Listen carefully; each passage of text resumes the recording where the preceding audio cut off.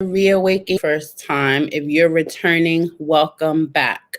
This is the channel where I, Elise A. Wiggins, a mental health coach or now a burnout coach, help moms and caregivers who are experiencing burnout overcome their burnout so they could either return to school or the workplace or some type of career training. In today's video, we're going to talk about what role does trauma play in being a mom. But before we get started, I would like to thank everyone who has signed up for the monthly subscription program where we have 30-minute individual sessions monthly. And we also meet as a group and we have live Q&A and presentations. We also support you with career and educational assistance. So that means if you need your resume done, your cover letter, maybe you need help writing a business proposal or grant writing. Also, too, we're offering soft skills training. So that's anywhere from like team building, time management, leadership training. So if you're a mom and you're interested in those things, I'm going to put the link below. I would strongly advise that you register now. Getting back to today's topic. So the reason why I chose the topic of what role does trauma play in being a mom is because I have been traumatized in different ways. And up until last year, I want to say trauma was somewhat normal, right? What do I mean by that? It meant that, as a Black woman, you're not really allowed to be soft. You're not really allowed to say, hey, this bothered me, this hurt me.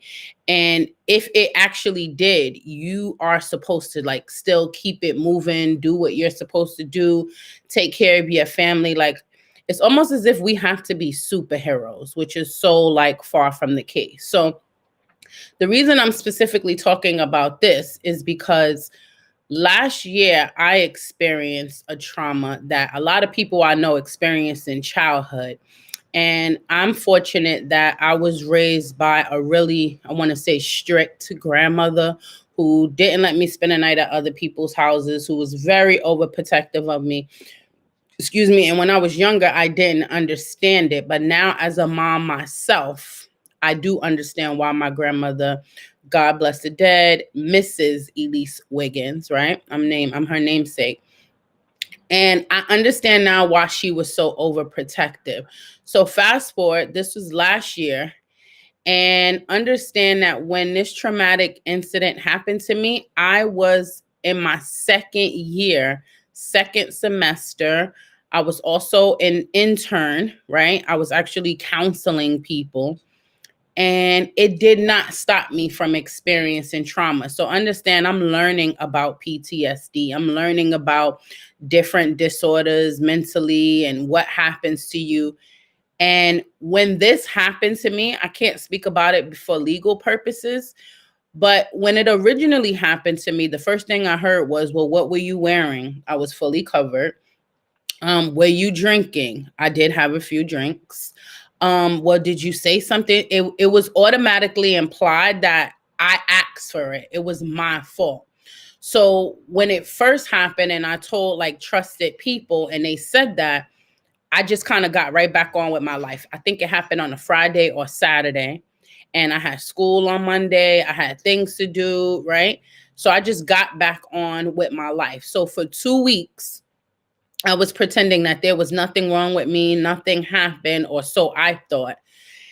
And then I was in a session with a client who it happened to them. And when they started to detail their experience and they were able to actually articulate their emotions, it was my emotion. So imagine I'm an intern on the other end listening to someone else. I'm counseling them and they're telling me exactly how I feel. They're almost describing what happened to me. I had a nervous breakdown. I couldn't do it anymore. Like it was over at that point. Like I couldn't fake the funk. And last year, this time, I was in my room all day. I couldn't get out the bed. I would go to the bathroom and come back. I don't even think I was like eating. Mind you, I have 2 children. My children knew that something was wrong, but I'm grateful that they are older and mature. Like, I didn't have babies where I had to like physically tend to them, but it left me stuck. Everything had me afraid. And again, I've experienced other traumas before, but none of my traumas left me in constant fear. So imagine being a mom and you're living in constant fear, or you're constantly having these thoughts of you're not enough, you're not worthy, or something bad is going to happen. A lot of moms are currently experiencing this, especially after the pandemic. Now, I decided to create this channel, the programs, working with moms before this happened. I was actually working with a designer, a web designer, to help me get the concept down and create, this platform for you. But then when I was traumatized, all bets were off. Everything stopped. And I gotta say to you, if you are a mom and you've experienced trauma in your childhood that's still unresolved, if you just recently experienced trauma, whatever it is, it could be a car accident. I was in a car accident too, and it did kind of leave me, but not fearful. It left me stuck, but not afraid, right? I think different traumas do different things. So if you're a mom and you experience any type of trauma, like I said, either in your childhood or recently, I would strongly suggest you speak to a professional, because then it might go from you isolating yourself from your children, and your children are feeling like you're emotionally unavailable, like you're physically there, but you're not present. I've heard my children say that to me before. And I want to say that it bothered me, but it couldn't bother me because I knew that I was not right. And I'm grateful that I was able to get help. So if you have insurance, if you can afford therapy, I would strongly suggest as a mom to do it, because like I said, it can go anywhere from isolating yourself to then becoming irate. You're quick tempered. Everything irritates you. You're always annoyed. And then this kind of goes off to your children. Your children don't know why you're behaving this way. They're just thinking, oh, mom is crazy, or mom is this, or mom is whatever, not knowing that mom is afraid. Mom is going through her own thing internally. And this is what I mean when I say we have to support one another. So what helped me? I actually was fortunate enough to receive intensive therapy. So I think it was about for 16 weeks. And I'm not going to lie, by the time it was over, something else traumatic had happened. And I was like, you know what, Elise, you got to jump and fly. Was I ready for therapy to be over? No. Was it helpful? Yes. What did I learn in therapy? I learned that the trauma that I experienced, it was somehow related to childhood trauma that I never resolved. It was just like, oh, sweep that under the rug. Oh, you don't have time to have feelings today. Get back to doing this. You have goals to achieve. You have work to do. You have children to take care of. You don't have time to take care of yourself.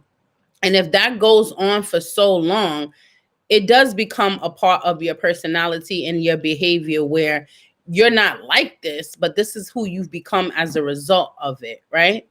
Second thing I learned in therapy was I learned to distinguish between my emotions. So, if you've ever watched that Disney movie, I forgot the name of it, but where, you go inside her head and you see her different emotions. There's so much more emotions than what we know.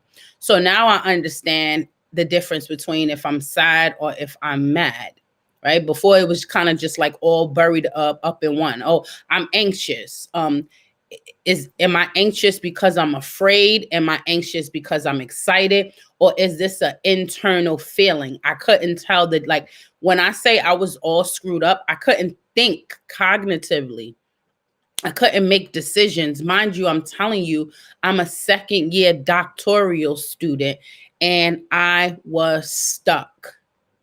And I say this because education doesn't stop trauma.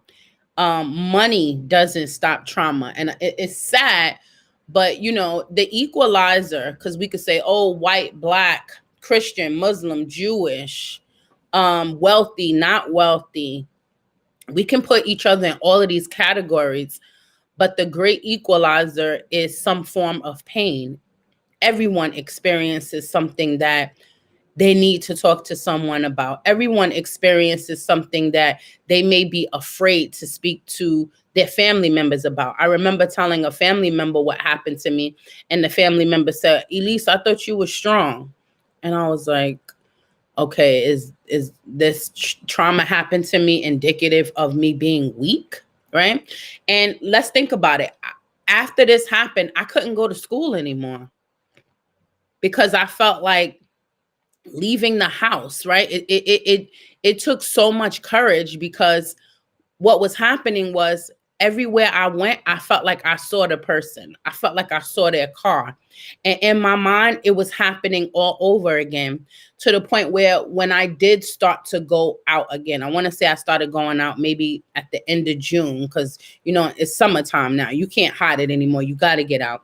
And I will walk my dog every day. Shout out to emotional support animals. Very helpful if that's what you're into. And I remember being out with my friend, and every time I went somewhere and someone touched me, my mind would be like, alert, alert, orange, orange. This is not that incident. Attack the person, attack the person. So now I was on full fight mode. So I was reacting what I thought I should have reacted when the incident happened. Now it could be a woman, a man, anyone. If anybody put their hands on me, I automatically freaked out and I was ready to fight. I was ready to attack the person. And a friend of mine said to me, she was like, yo, Elise, you got to chill out. Like, I know what happened to you was crazy, but you got to get some help. And I'm grateful that I did, because I could have ended up in jail behind me being traumatized. And I believe that's the reason why a lot of women, mothers, are in prison, because they have not healed from their trauma. And it's like, oh, it's happening again. It's happening again. I have to attack. The third thing that I learned from therapy was the difference between me feeling uncomfortable and me being in a dangerous situation. So like I said, initially, I'm just like, attack, attack, attack. Then it became, okay, Elise, you're not in any danger. You're not in any direct harm. However, you do feel uncomfortable with this touch. And again, it took me 16 weeks of intensive therapy for me to get there. Again, I'm going to repeat this at the point of being redundant. While I'm a student studying this. And this is what I mean. Nothing can prepare you. Nothing can help you when this happens to you. But if you are a mom, and this is something that you have experienced, and maybe you don't have the money to pay for therapy, I'm not going to be a whole big advocate on therapy, because there was a time where I went to therapy in the past and they called Child Protective Services on me, right? I'm going there trusting them, telling them what's happening to me. And they felt like what I was doing was actually harmful. And I'm like, wait, you're my therapist. I'm telling you this stuff. So, there is pros and cons to everything. But what I will say to you is get the right help. So if this is you, and you've been holding on to stuff and you need someone to talk to, I'm actually hosting a Freedom Friday this week at 11 a.m. Eastern Standard Time. And this is something that I do monthly with the Displaced Homemakers of Bergen County. These are women who have been out of work for whatever reason. Maybe they were taking care of a family member or caring for children. And now they're either divorced, separated, and they want to return to the workforce, but their skills are outdated. And the program helps them get a $4,000 grant to get into some type of career training to get them into the career field that they're choosing. And what they were finding out was that a lot of women, some of them were capable, some of them could go into the training and they could go into their career field. But there was these mental and emotional blockages, right? Something telling them they couldn't. They had these automatic negative thoughts. So they asked me to come in, and I've been working with them now for over a year. And when I tell you, we have seen tremendous progress. We have seen women go from being survivors of domestic violence, leaving really traumatic and bad relationships, to owning their own businesses, getting their CDL licenses, right? We've seen women secure jobs that were making like so much money, right? Like where they weren't making anything at all. We've seen women also start their own businesses, go into the medical field, become nurses. So again, if this is something that you're interested in, I'm going to put the link below for Freedom Friday. Like I said, we host that monthly virtually. And then every other month, we do have an in-person session. So I'll keep you posted with that. Also, too, we have my master classes on Saturdays, right? Every Saturday at 10 a.m. Eastern Standard Time, we have a group of moms and caregivers come on, and they just express their grievances, and you get support and you get resources. So there is help. You don't have to be afraid. You don't have to be ashamed. Here I am giving you my testimony, and I'm telling you how I was impacted by the same thing that I'm praying that I can help you overcome.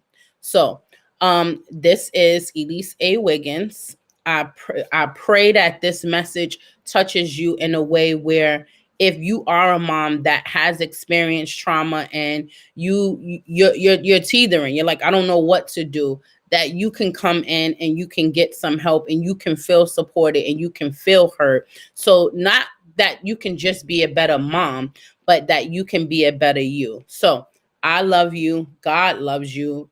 But I want you to know, don't wait for a leader, moms. Become one.